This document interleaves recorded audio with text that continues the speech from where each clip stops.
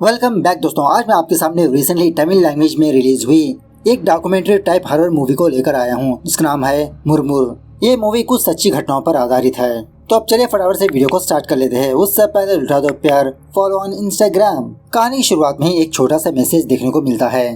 दिसंबर 2024 को दो लड़के और दो लड़कियाँ जवादू नाम के एक फॉरेस्ट एरिया में गए, बस ऐसे थोड़ा बहुत कंटेंट बनाने के लिए, और वो चारों गायब हो गए। बाद में जब पुलिस वालों को उन चारों के बारे में पता चला, पुलिस वाले जंगल में जाकर तलाश करने पर उनके कैमरेस पाए गए और उनके कैमरेस में 7 घंटों की फुटेज मिलती है। और उन फुटेज को देखने के बाद पुलिस वालों के तो होश ही उड़ जाते हैं। सो इसी बेसिस पर ये मूवी बनी है। खैर, दूसरे सीन में मेलविन नाम के एक बंदे को दिखाया जाता है और मेलविन अपना कैमरा ऑन करके ऑडियंस से यही कहने लगता है कि गाइस, अब तक हमने काफी सारे हॉरर प्लेसेस को देखा, लेकिन इस वीडियो में हम कुछ अलग करने वाले हैं। एक हॉन्टेड प्लेस पर जाकर डॉक्यूमेंट्री फिल्म बनाने वाले हैं। यहाँ से कुछ किलोमीटर की दूरी पर कातुर नाम का एक गांव है और उन गांव वालों का कहना ये है कि उस घने जंगल में 7 लड़कियाँ नदी में स्नान करती है। जो कोई भी बंदा उस जंगल के अंदर गया अभी तक लौटकर वापस नहीं आया। तो इसी के बारे में सच्चाई पता करने के लिए हमारी टीम वहाँ पर जाने वाले है। इनकी टीम में 4 मेंबर्स होते हैं, मेलविन, ऋषि, अंकिता और जेन्नी। फिलहाल ये चारों अपने रूम पर होते हैं, फटाफट से रेडी शेडी होकर अपनी जर्नी स्टार्ट करते हैं। यहाँ पर एक और बात यह है कि मेलविन और जेन्नी एक दूसरे से प्यार करते रहते हैं। खैर, जेन्नी तो बहुत ही एक्साइटिंग से स्टार्ट होती है, लेकिन कुछ दूर ट्रैवल करने के बाद जेन्नी वॉमिटिंग करने लगती है। मेलविन जेन्नी की बहुत केयरिंग करने लगता है। ये देखकर अंकिता ऋषि से पूछने लगती है, क्या उन दोनों के बीच कुछ चल रहा है? ऋषि कहने लगता है हाँ। खैर, थोड़ी देर के बाद ये चारों कातुर गाँव पर पहुँच जाते हैं। एक्चुअली ये चारों एक बंदे को हायर किया होता है एज ए गाइड के तौर पर। मतलब प्लेस नहीं है तो वहाँ के एक लोकल बंदे को ऑलरेडी इन चारों ने हायर कर चुके होते हैं। उसी बंदे को फोन करने लगते हैं, लेकिन उस बंदे की बेटी कांता फोन पिक करके कहने लगती है कि दीदी, मेरे पिताजी की तबीयत ठीक नहीं, इसीलिए वो हॉस्पिटल में है। आप लोग चेन्नई से आए हो ना? मेरे पिताजी ने आपके बारे में बताया। मेरे पिताजी के बदले मैं आपको गाइड करूंगी। इस तरह से कांता इन चारों के पास आती है और एक्चुअली कांता टीनेज लड़की होती है। चारों लोग तो यही सोचने लगती है, अरे ये तो छोटी बच्ची है, ये क्या हमें रास्ता बताएगी? खैर, जो भी हो, ये चारों उस गांव के अंदर जाकर कुछ बुजुर्ग लोगों से इंटरव्यू करने लगते हैं। कहने लगते हैं कि माँ जी, हम चेन्नई से आए हैं एक छोटी सी डॉक्यूमेंट्री बनाने के लिए। हमने सुना है कि इस जंगल के अंदर 7 लड़कियां स्नान करने के लिए आती है हर पूर्णिमा के दिन। क्या वो बात सच है? गाँव वाले कहने लगते हैं, क्या आप लोग वहाँ पर जा रहे हो? वो बहुत ही डेंजरस प्लेस है, वहाँ पर मत जाइए आप लोग। उन्हीं 7 लड़कियों की वजह से गांव में काफी सारी घटनाएं पेश आई थी और इस सबके फसाद की जड़ वही है। ये चारों पूछने लगते हैं, वही है मतलब कौन? मंगई क्या? वो औरत इन चारों को चुप कराने लगती है, नाम मत लो उसका। उस जंगल के अंदर जाकर आप लोग मंगई का नाम मत ही लो। कुछ सालों पहले हमारे गाँव में इसी मंगई की वजह से काफी सारे लोग गायब होने लगे। महीने में एक बार, हफ्ते में एक बार, इस तरह से। एक बार तो मंगई के हस्बैंड की बहन की बेटी गायब हो गई थी। मंगई का पति अपने भतीजे को ढूंढने लगा, सारे गांव वाले भी ढूंढने लगे। तो इसी दरमियान में सारे गांव वाले किसी जगह पर उस मंगई को देखा जो खून में लथपथ थी और उसके ही बगल में काफी सारे बच्चों की लाशें थीं जो टुकड़े टुकड़े हो चुके थे। इन सब की वजह वो मनहूस मंगई ही है। उसके पति ने उसको नेपाल से शादी करके लाया था। हर पूर्णिमा के दिन 7 लड़कियाँ जंगल के उस तालाब में स्नान करते रहते हैं और वो चीज हमें कभी भी नहीं देखनी चाहिए। खैर, उसके बाद कांता इन चारों को गांव के बॉर्डर के पास लाकर छोड़ देती है और गांव के एज पर ऑलरेडी काफी सारे घर खाली हो चुके होते हैं। थोड़ी देर के बाद कांता दोबारा इन चारों के पास आकर कहने लगती है कि दीदी, क्या मैं भी आपके साथ चलूं जंगल के अंदर? ये चारों सोचने लगती है, अच्छी बात है, ये लड़की तो लोकल ही है ना, जंगल में रास्ता भटक जाएंगे तो इसे पता होगा। इस तरह से अपनी गाड़ी को वहाँ पर पार्क करके जरूरत की सारी चीजें लेकर जंगल के अंदर जाने लगते हैं। थोड़ी दूर ट्रैवल करने के बाद एक अच्छी सी जगह पर टेंट भी लगा लेते हैं। सारे काम खत्म होने तक नाइट होती है और इन चारों की ये पहली नाइट होती है। अंकिता अपना कैमरा लेकर सारे जंगल को दिखाते हुए कहने लगती है कि देखा गाइस, हम कितने घने जंगल में हैं, चारों तरफ सिर्फ अंधेरा ही अंधेरा है। इतने डेंजरस प्लेस पर है हम, किसने जाने के लिए कहा बेवड़ीस साली। थोड़ी देर के बाद ये पांचों कैंप फायर लगाकर डिनर वगैरह करने लगते हैं, ड्रिंक भी करने लगते हैं। तभी मेलविन के दिमाग में यह खुराफात चलने लगती है। फटाफट से ओजा बोर्ड इनके सामने लाकर इसके बारे में बताते हुए इस गेम को खेलने के लिए कहता है। मतलब अगर इस जंगल में अच्छी या बुरी आत्मा होगी तो वो आत्मा हमसे कम्युनिकेट करने की कोशिश करेगी, हम उस आत्मा से कुछ और चीजें जान सकेंगे। इस तरह से भूतों को इन्विटेशन देने लगते हैं, लेकिन घंटा कुछ नहीं होता। तभी ऋषि को एक जबरदस्त आइडिया आता है।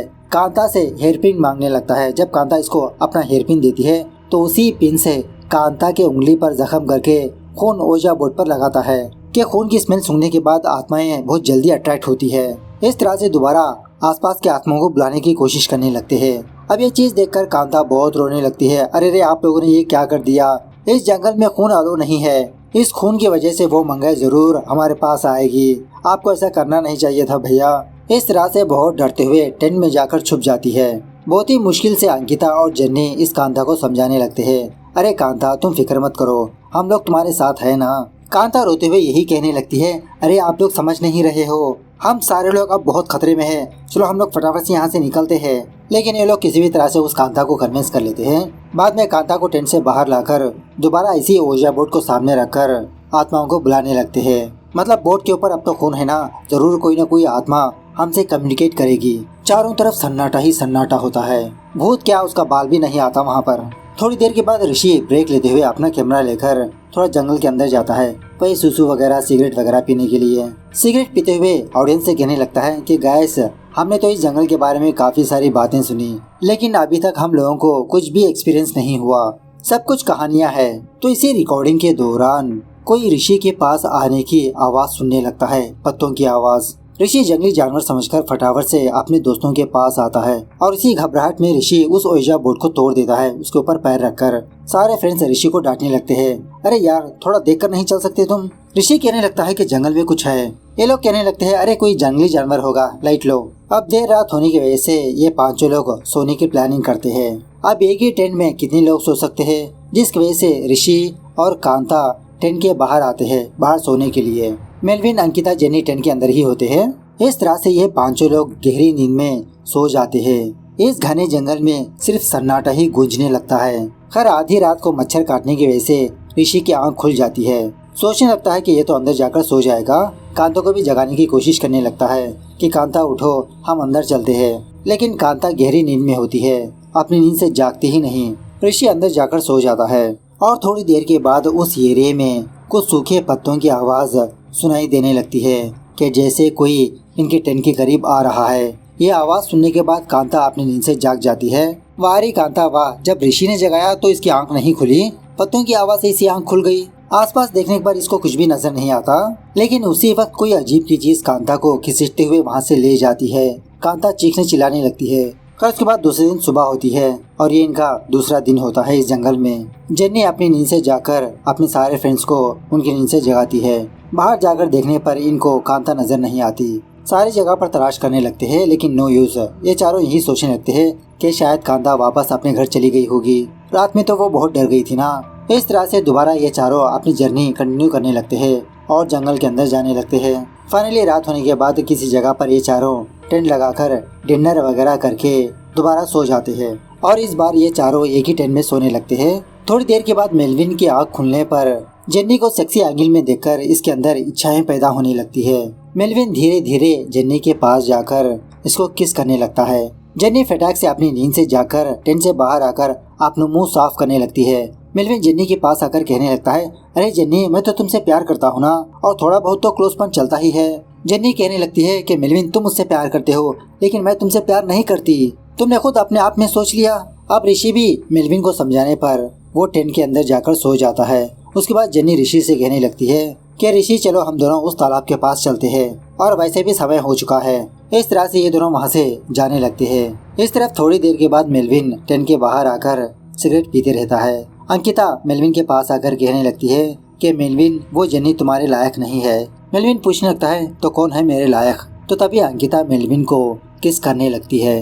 बाद में ये दोनों टेंट हिलाने के लिए टेंट के अंदर जाते हैं। इस तरह से जब ये दोनों कांड करने ही वाले होते हैं तो इन दोनों को कुछ आवाजें सुनने को मिलती है। मेलविन अंकिता से कहने लगता है, अरे कुछ आवाजें नहीं, ये सब कुछ तुम्हारा वहम है। उसी वक्त ऋषि और जेन्नी वॉकी टॉकी के जरिए से अंकिता को कांटेक्ट करके कहने लगते हैं कि हम दोनों यहाँ पर इंतजार कर रहे हैं, तुम दोनों फटाफट से आ जाओ। अंकिता कहने लगती है कि ये मेलविन तो अभी भी सोया है, ठीक है मैं अकेले ही तुम लोगों के पास आती हूँ। इस तरफ ऋषि और जेन्नी उस तालाब के पास सब कुछ रेडी शेडी कर चुके होते हैं। इसी काम के दरमियान में जेन्नी को पेट दर्द होने लगता है। ऋषि पूछने लगता है, अरे तुमको अचानक से पेट दर्द कैसे हुआ, क्या तुम्हें पीरियड्स आने लगे? कोई बात नहीं, तुम सो जाओ, मैं काम कर लेता हूँ। अब ऋषि की केयरिंग को देखकर जेन्नी इसके ऊपर फिदा हो जाती है। इसको ही देखते हुए मुस्कुराने लगती है। इस तरफ टेंट के अंदर जब मेलविन सो रहा होता है तो इसकी टेंट की लाइट अपने आप ऑन ऑफ होती रहती है और सडनली इसको कुछ आवाज सुनाई देने पर मेलविन फटाफट से टेंट के बाहर जाता है तो कोई भी मौजूद नहीं होता, इवन अंकिता भी नहीं। इस तरफ अंकिता अपना कैमरा लेकर रिकॉर्डिंग करते हुए ऋषि और जेन्नी के पास जाने की कोशिश करती रहती है उसी घने जंगल में। इस तरफ जब ऋषि और जेन्नी सो रहे होते हैं तो अचानक से जेन्नी को कुछ आवाजें सुनाई देने पर वो फटाक से अपनी नींद से जाग जाती है।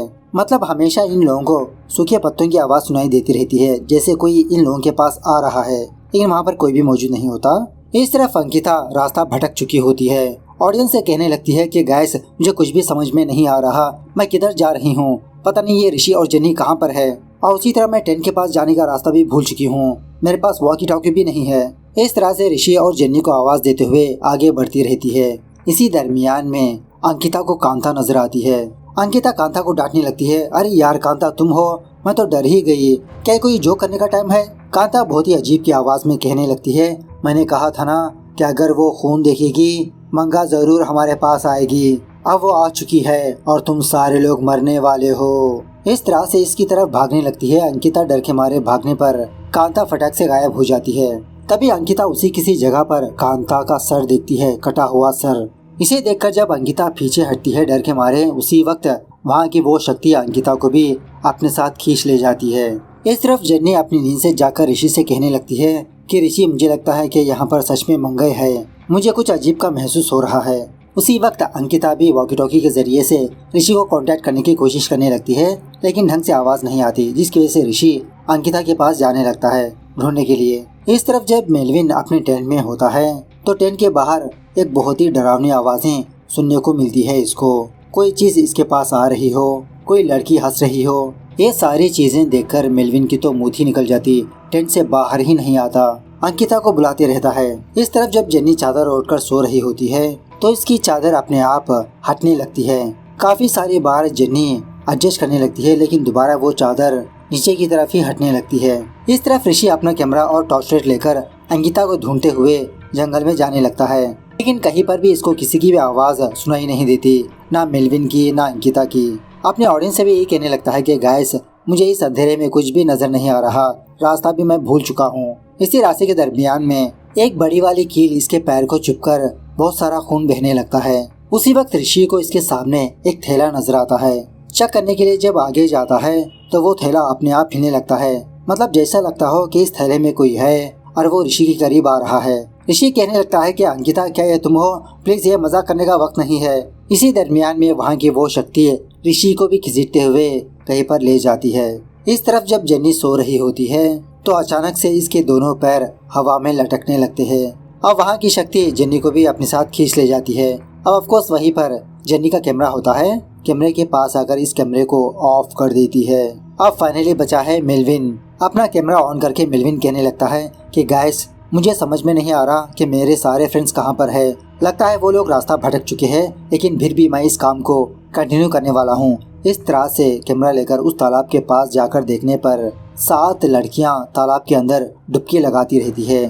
थोड़ी देर पानी के अंदर होते हैं, उसके बाद ऊपर निकलते हैं। मेलविन कहने लगता है कि देखा गाइस, इस गांव की कहानी सच्ची निकली। उसी वक्त वहाँ की वो मांगाई बहुत ही भयानक शक्ल में मेलविन के सामने आती है। मेलविन इस जंगल से बचने की कोशिश करने लगता है, लेकिन ये जहाँ पर भी जाता वो मांगाई इसके सामने आ जाती। बहुत भागने के बाद फाइनली मेलविन की भी वही हालत होती है जो उसके दोस्तों के साथ हुई। अब ये सारी फुटेज देखने के बाद पुलिस वालों को कुछ भी समझ में नहीं आता, क्या सच में उस जंगल में बुरी आत्माएं हैं? मांगाई और उन 7 लड़कियों का क्या कनेक्शन है? अभी तक इस मिस्ट्री को किसी ने भी सॉल्व नहीं किया। इस तरह से ये मूवी यहाँ पर दी एंड होती है। सो मूवी कैसे लगी कमेंट करके बताना जरूर। मिलते हैं अगली वीडियो में, तब तक take care, bye bye, see you soon.